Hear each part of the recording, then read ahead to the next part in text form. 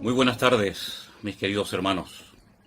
Dios les bendiga a este tiempo en el cual vamos a estar a la luz de la palabra de Dios reflexionando un poco acerca de los últimos acontecimientos que tienen a más de uno preocupado, nerviosos, angustiados y se preguntan qué es lo que está sucediendo, cuándo terminará todos los acontecimientos terribles que estamos viendo prácticamente cada día en los medios de comunicación.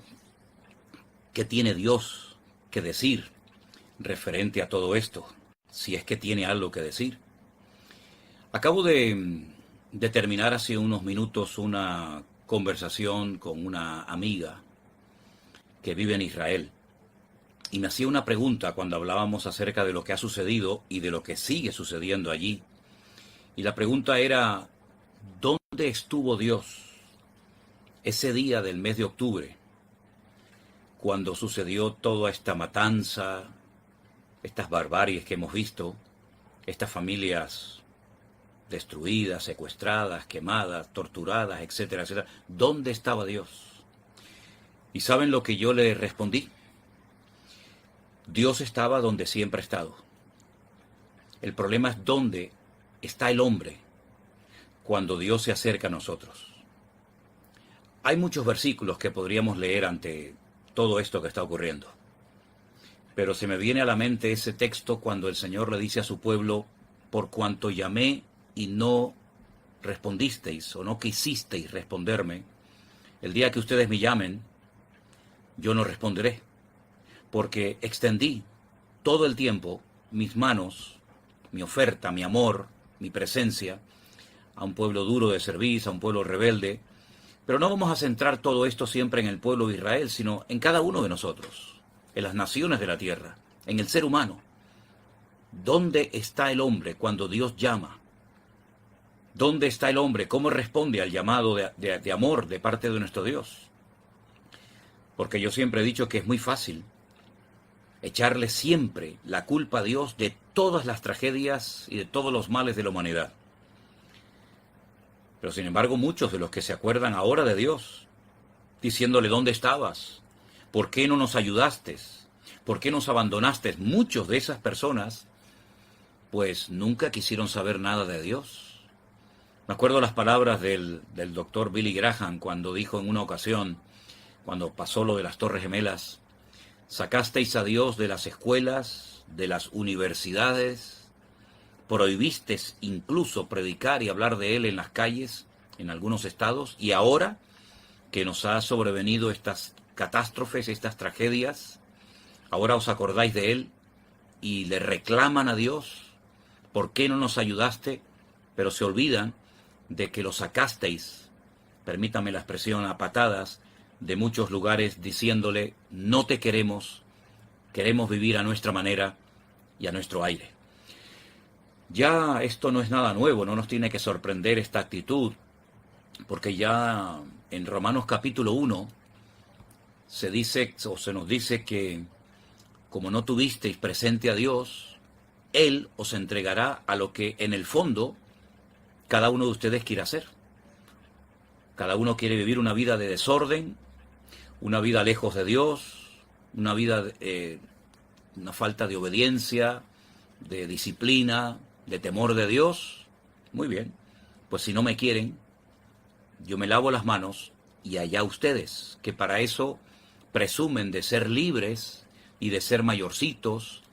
Y entonces ahí entra el buenismo, la tolerancia, la solidaridad con ciertas y determinadas personas o colectivos, y después, cuando esos colectivos o esas personas a las cuales se les quiso ayudar para que cambiaran de vida, para que fueran como nosotros, resulta que todo eso se vuelve en contra. Por ejemplo, no sé si muchos de ustedes saben que muchas de las personas que trabajaban, que venían cada día de la franja de Gaza a trabajar a los kibutzim, resulta de que fueron los primeros que le dijeron a los terroristas de Hamás dónde vivía la gente, cuántas personas había en cada casa, incluso si tenían perro o no.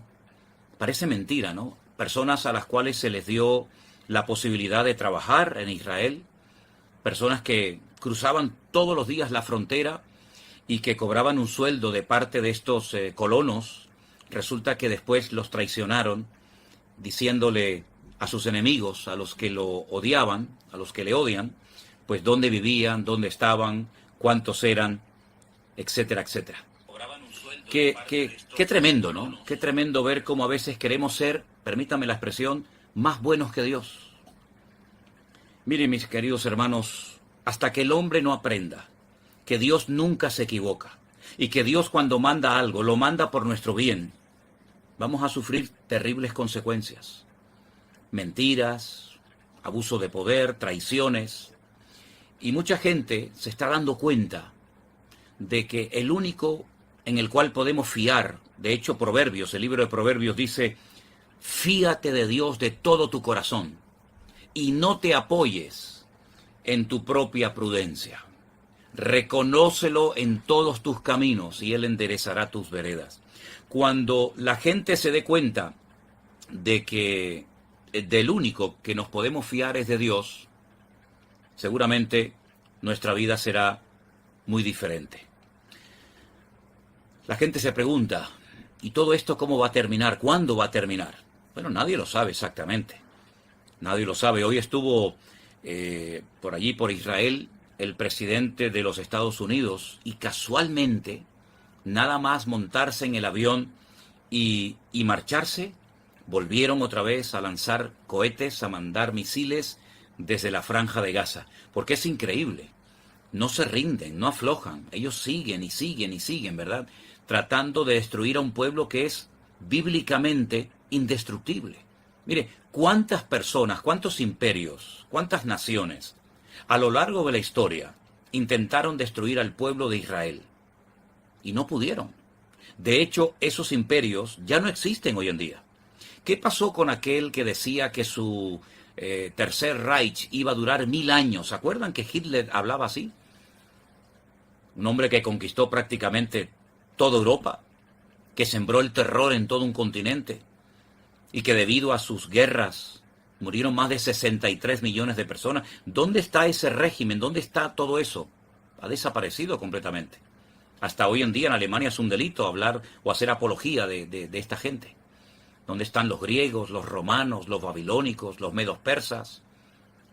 Yo les he dicho muchas veces que bíblicamente hay promesas y hay pactos y que Dios cuida, porque Dios se ha comprometido, Dios se ha empeñado y dice, y no lo hago por vosotros, lo hago por mi nombre, ¿verdad? Protegerlos, amarlos, ayudarlos, hasta que reconozcan lo que tienen que reconocer, que se han negado a reconocer y admitir, pero llegará el momento que la presión será tan grande, el fuego será tan intenso, que no les va a quedar más remedio a ellos y a todos los seres humanos de humillarnos, de postrarnos delante de Dios y de reconocer que Dios siempre gana y que por muy soberbios, por muy arrogantes, por muy orgullosos que seamos, por mucha fuerza militar, política o económica que podamos desarrollar, a Dios nunca nadie le va a poder ganar.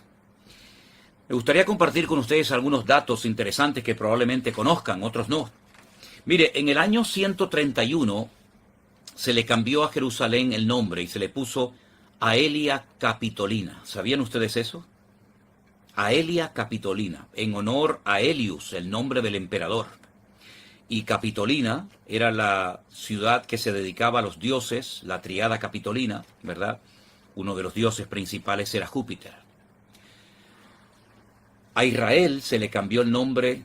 Roma lo hizo en el 135 después de una rebelión, de una sublevación por parte de un tal Bar Kokhba, apoyado por un rabino, Rabí Akiva, que creía que este era el Mesías y se equivocó, como tantas veces se han equivocado, reconociendo a falsos mesías. Bueno, pues esto le costó muy caro, no solamente a Kokhba, no solamente a Rabí Akiva, sino incluso a miles de judíos, y le cambiaron el nombre por Filistea. De ahí viene Palestina, tierra de filisteos. Ahora, con el tema, por ejemplo, de los palestinos musulmanes, Nunca existió un estado, un país llamado Palestina. Jamás, jamás. Simplemente hace falta mirar un poco la historia.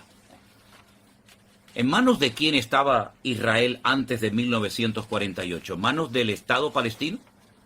No. Estaba en manos de los ingleses.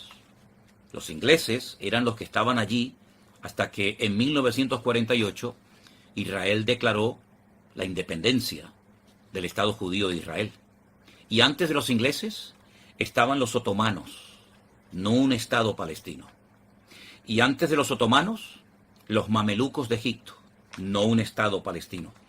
Y antes estaba el imperio árabe kurdo, y estuvieron los omeyas, los bizantinos, los romanos, los hasmoneos, los seleucidas, pero nunca hubo, jamás existió un Estado palestino que Israel destruyó cuando declara su independencia en mayo de 1948. Jamás existió un Estado palestino, nunca, jamás. Las personas que vivían allí eran personas que habían, muchos de ellos nacidos allí, pero eran más bien de nacionalidad jordana. Si no, miren ustedes el pañuelo que los ancianos se ponen en Israel, me refiero a los palestinos ancianos, los viejos, y es el pañuelo de color de cuadraditos blancos y rojos, recordando con nostalgia a los jordanos, ¿verdad? Nunca hubo un Estado palestino, jamás. Miren la bandera de Palestina como es, prácticamente idéntica que la de Jordania, ¿verdad? Así es que cuando ignoramos la historia, independientemente de que seamos o no creyentes, podemos cometer graves equivocaciones. Ahora, no cabe la menor duda, y todo el mundo lo sabe, que yo creo que el pueblo más perseguido a lo largo de la historia de la humanidad, sin lugar a dudas, fue el pueblo de Israel. Yo creo que no ha habido otro pueblo más perseguido y que sigue estando en pie como el pueblo de Israel, porque ha habido, la verdad, muchos pueblos que fueron perseguidos, fueron masacrados y desaparecieron. Pero es que el pueblo de Israel, desde hace más de 3000 años, no para de sufrir persecuciones, guerras, ataques de todo tipo, pero siguen estando ahí y seguirán estando ahí. Porque mire, si alguien es capaz de destruir al pueblo de Israel, Dios va a quedar como un mentiroso y nada más lejos de la realidad. Pero si el Estado de Israel, el pueblo de Israel sigue estando ahí, quiere decir de que Dios cumple su palabra y de que ese pueblo, igual que Dios, es totalmente indestructible. Eso no significa de que no va a pasar por luchas, por pruebas, por dificultades, por guerras, y permítanme decirles algo, Si ustedes quieren documentarse, lean, por ejemplo, los capítulos 38 y 39 del libro del profeta Ezequiel, y aún cosas peores vendrán, y se va a cumplir la palabra. Porque si de algo nos sirve todo esto, es para darnos cuenta de que la palabra profética se está cumpliendo de una forma tremenda. Y esto no ha hecho más que empezar. Ahora, permítame leerles unas palabras que muchos de nosotros hemos oído en otras ocasiones, y dicen así: cuando Jesús salió del templo y se iba, porque en la época de Cristo el templo de Jerusalén estaba funcionando perfectamente, sus discípulos se le acercaron para mostrarle los edificios del templo. Y Jesús les dijo: ¿veis todo esto? De cierto os digo que no quedará aquí piedra sobre piedra que no sea derribada. Estando él sentado entonces en el monte de los olivos, sus discípulos se le acercaron aparte y le dijeron: dinos, ¿cuándo? ¿Cuándo serán estas cosas? ¿Y qué señal habrá de tu venida y del fin del siglo? A continuación, en Mateo 24 hay una lista enorme de señales, de información, para que ellos las tuvieran presentes, y también nosotros hoy en día, porque esta es una profecía que tiene, por así decirlo, doble cumplimiento. Hay algunas cosas que ya se cumplieron, como por ejemplo la destrucción del templo de Jerusalén en el año 70 después de Cristo por las legiones romanas, y otras cosas que se van a cumplir en breve. Jesús dijo: mirad que nadie os engañe, porque vendrán muchos en mi nombre diciendo: yo soy el Mesías. el Cristo. Y a muchos engañarán. ¿Cuántos falsos mesías han engañado al pueblo de Israel? Les acabo de mencionar uno, Bar Kokhba. Léanlo, por ejemplo, en Google. Busquen en Google Bar Kokhba, que fue apoyado por uno de los rabinos más famosos de su época, Rabí Akiva, que terminó muriendo torturado por los soldados romanos. Fue un falso mesías, no fue el verdadero mesías, y hay otros falsos mesías que vinieron haciéndole creer a las multitudes, al pueblo de Israel, que ellos eran el Mesías, y se equivocaron y produjeron auténticos desastres. Dicen algunos judíos que Jesucristo, causó mucho dolor al pueblo de Israel, pues los falsos mesías que vinieron no le causaron ningún favor, nada positivo al pueblo, dicho sea de paso. Jesús sigue diciendo, oiréis de guerras y de rumores de guerras. Mirad que no os turbéis, porque todo esto es necesario que acontezca, pero aún no es el fin. Se levantará nación contra nación y reino contra reino. Y habrán pestes, hambres, terremotos en diferentes lugares, y todo esto será principio de dolores. Entonces os entregarán a tribulación y os matarán, y seréis aborrecidos de todas las gentes por causa de mi nombre. Muchos tropezarán entonces y se entregarán unos a otros, y unos a otros se aborrecerán. Y muchos falsos profetas se levantarán y engañarán a muchos. Y escuche bien esto. Y por haberse multiplicado la maldad, el amor de muchos se enfriará.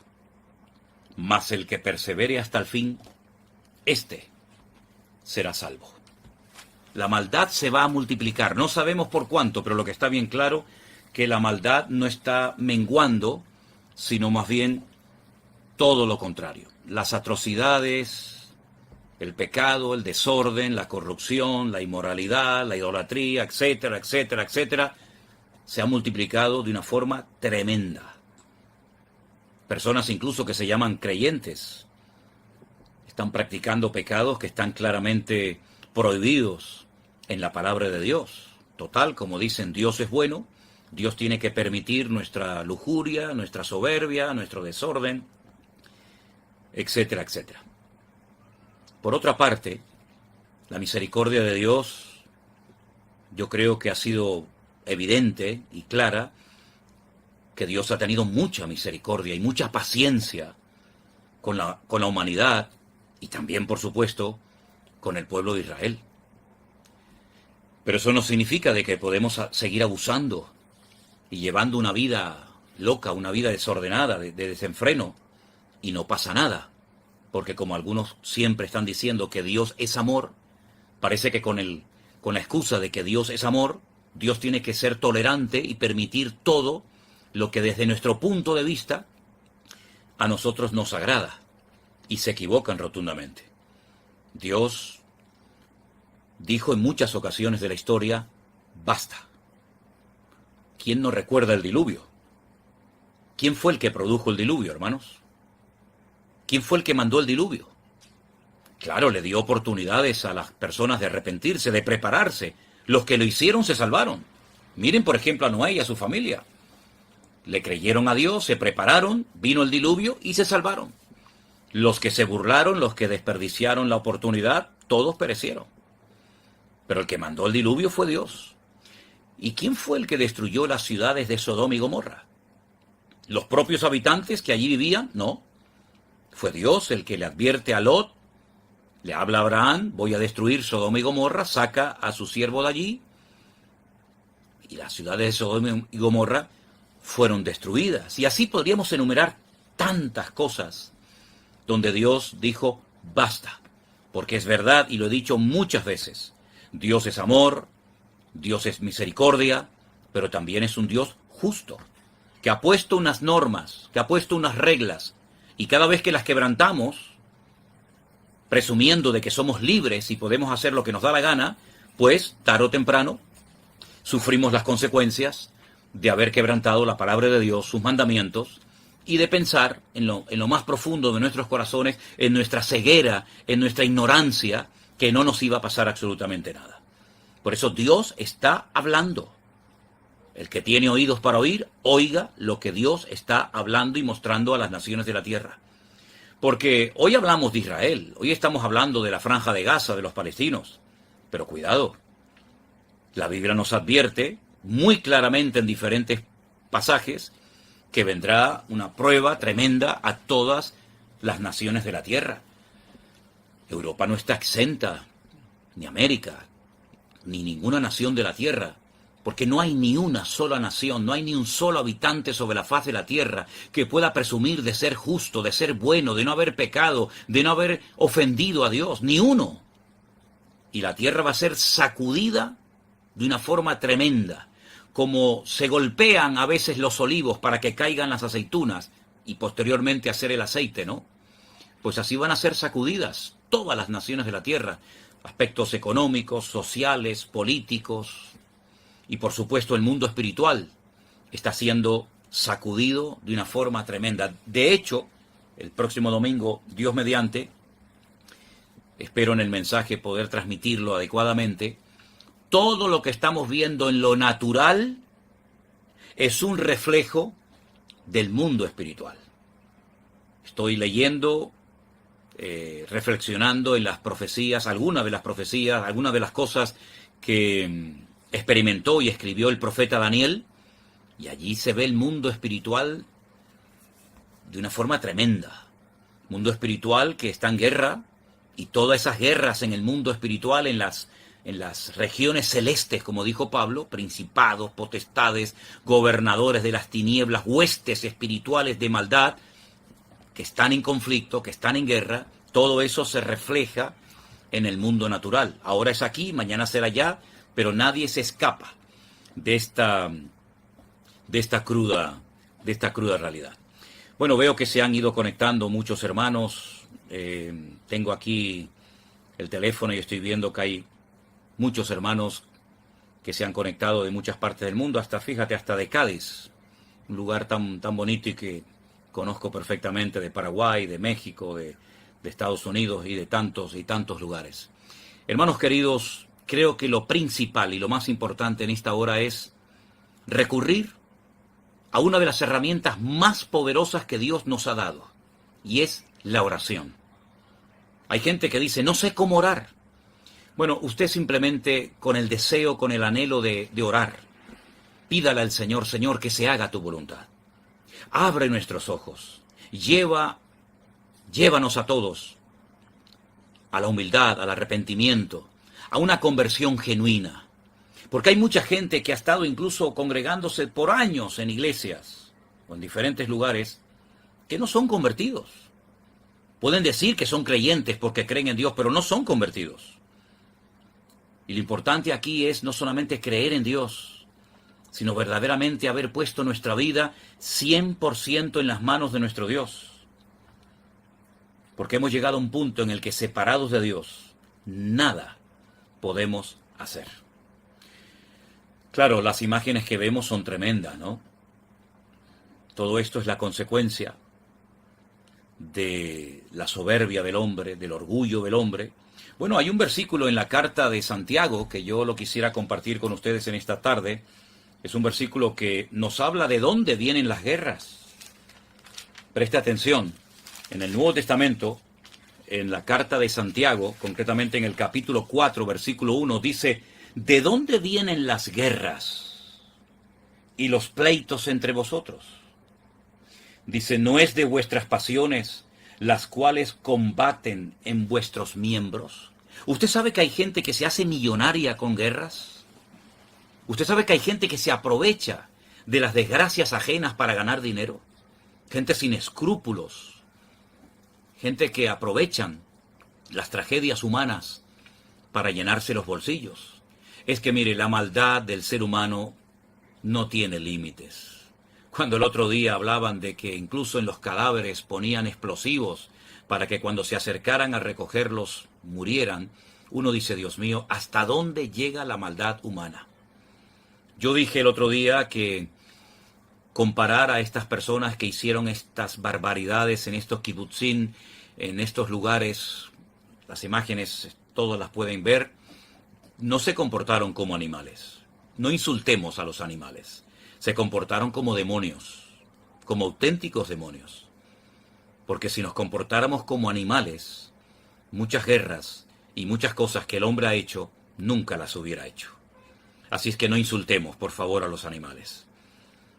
Los demonios, Satanás, que Jesús lo definió como un ladrón, que viene a hurtar, a matar y a destruir, ha mostrado su realidad, utilizando a estas personas, a estos miembros de estos grupos terroristas, para hacer cosas que uno cuando las oye o las ve, uno dice, ¿hasta dónde ha llegado la crueldad del ser humano? ¿Verdad? Regocijarse en la maldad, publicar la maldad como un triunfo, como un logro. ¿Qué triunfo hay en matar seres inocentes? ¿Verdad? ¿Qué orgullo puede sentir una persona después de haber hecho lo que ha hecho? Se pierde la conciencia, que fue un freno que Dios puso en el hombre para que supiera diferenciar, reconocer, discernir entre el bien y el mal. Han cauterizado sus conciencias, ya no tienen conciencia, ya presumen de sus pecados, de sus delitos y de las barbaridades que han hecho. Y lo terrible es que hay personas que no condenan estas cosas, siempre inclinando la balanza al mismo lado y no reconociendo que la maldad, la haga quien la haga, hay que condenarla.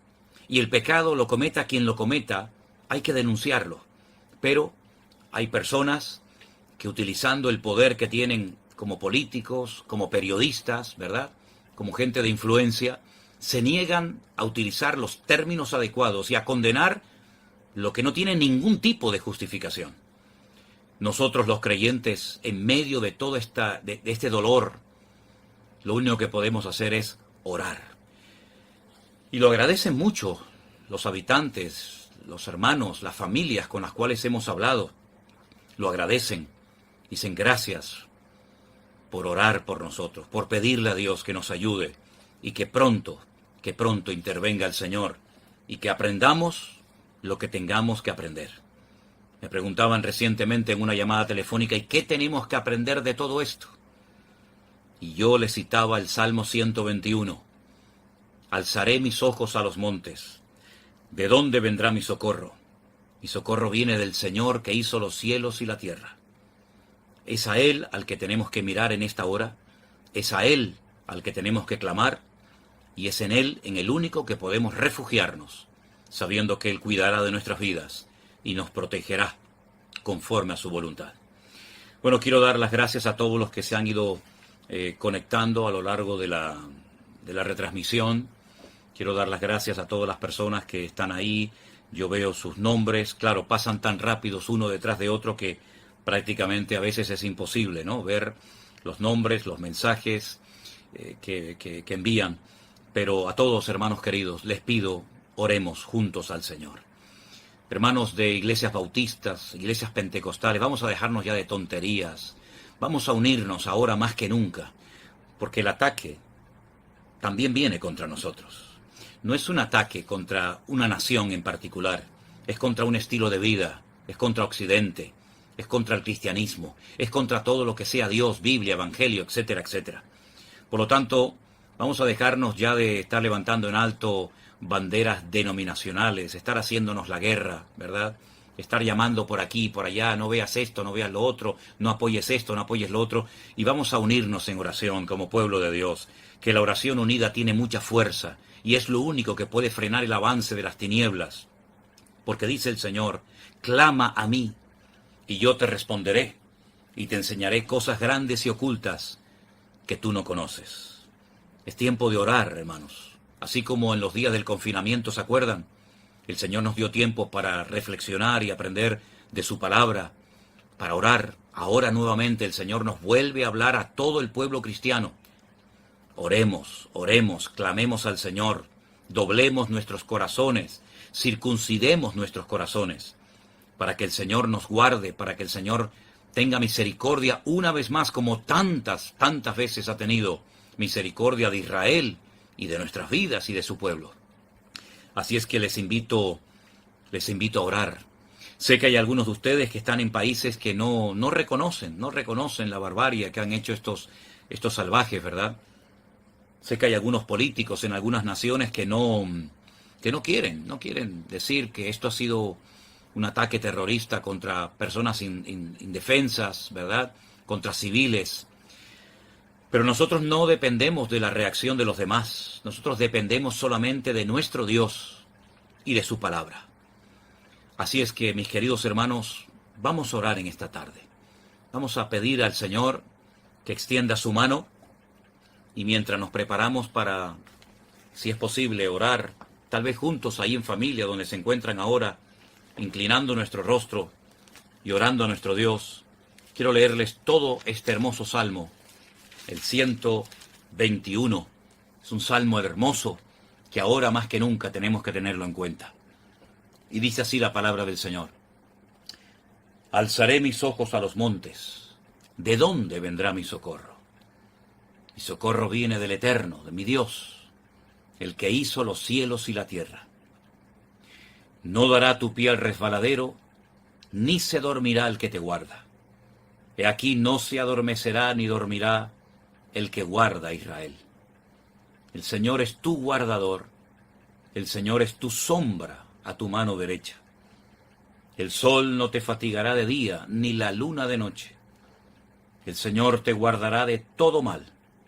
Él guardará tu alma. El Señor guardará tu salida y tu entrada desde ahora y para siempre.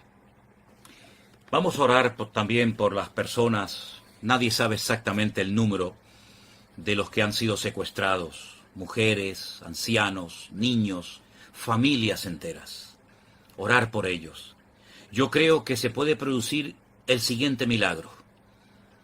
Yo creo que si oramos juntos al Señor se puede producir milagrosamente la liberación de estas personas, y que pueden venir caminando por su propio pie, cantando y alabando y dando gracias a Dios, porque Dios ha hecho un milagro. Ya sé que para el mundo es imposible. Ya sé que algunos se reirán de lo que acabo de decir, me da exactamente igual. Yo creo que Dios puede hacer ese milagro y mucho más. Y Dios puede hacer que millones de personas, de un bando y de otro bando, porque aquí todos, absolutamente todos, necesitamos de Dios. Pueblo de Israel, palestinos, Franja de Gaza, todos los seres humanos necesitamos doblar nuestras rodillas, nuestros corazones delante de Dios, el Todopoderoso, el Creador del cielo y de la tierra, y pedir perdón por todos los pecados que hemos cometido, porque la paga del pecado es la muerte y lo estamos viendo. Vamos a orar para que Dios haga milagros en este conflicto y que el mundo vea que el único que ha podido solucionar esto no es un hombre, no es un gobierno, no es un organismo, ha sido el Dios Todopoderoso, el que ha extendido su mano y ha hecho un milagro notorio y evidente que todos han podido ver, los que por lo menos han querido verlo. Mis queridos hermanos, oramos en este momento a nuestro buen Dios. Padre Celestial, te damos gracias desde lo más profundo de nuestros corazones, por tu misericordia, por tu poder, porque sabemos que a pesar de lo que está sucediendo, tú no has perdido tu autoridad, tú no has perdido tu poder, sino más bien todo lo contrario. Señor, que todo esto sirva para sacudir las conciencias, despertar a los que han estado dormidos, acercar a los que se han apartado de tus caminos durante mucho tiempo, abrir los ojos de los ciegos, los oídos de los sordos, y que volvamos en genuino arrepentimiento y nos postremos a tus pies pidiendo perdón. Señor, ten misericordia de todos los que están secuestrados en este momento. Cuida de sus vidas. Detén todo esto, Señor. Que todos, de un bando y de otro, clamen a Dios, se humillen delante de Dios, para que tú actúes y traigas la genuina paz, que no viene por firmar un documento, sino viene por recibir en el corazón al príncipe de la paz, a tu amado Hijo, al verdadero Mesías, rechazado y crucificado, pero que vive por los siglos de los siglos. Nos ponemos en tus manos, nos postramos a tus pies, y pedimos guarda de tu amada iglesia, de tu amado pueblo sobre toda la faz de la tierra. Y que pronto veamos una salida de toda esta situación terrible y que una vez más demos gloria a Dios y gracias al eterno nuestro Dios. En el nombre, sobre todo nombre, en el nombre de nuestro Señor Jesucristo, clamamos y unánimemente pedimos por esto. Amén. Y amén. Hermanos queridos, Dios les bendiga a todos ustedes en esta tarde. Les mando un caluroso saludo desde las Islas Canarias. Aquí estamos emitiendo en directo para todos ustedes cuando yo tengo en mi reloj las 7:25 de la tarde. Ya cada uno sabe la hora que es en su respectivo país. A esta hora le doy gracias al Señor por todos los que se han conectado. Pido que sigamos orando, unidos, expectantes, ¿verdad? Viendo el desarrollo de todo esto y viendo la mano de Dios a pesar de las duras imágenes y a pesar de toda esta circunstancia que todos sabemos. Dios les bendiga, les mando un caluroso saludo a todos ustedes. Sigamos orando los unos por los otros, cubriéndonos las espaldas, agarrados a su palabra, confiando en nuestro Dios, sabiendo que Dios tiene el control y que pronto, muy pronto, veremos una salida de toda esta situación. Dios les bendiga, mis amados hermanos.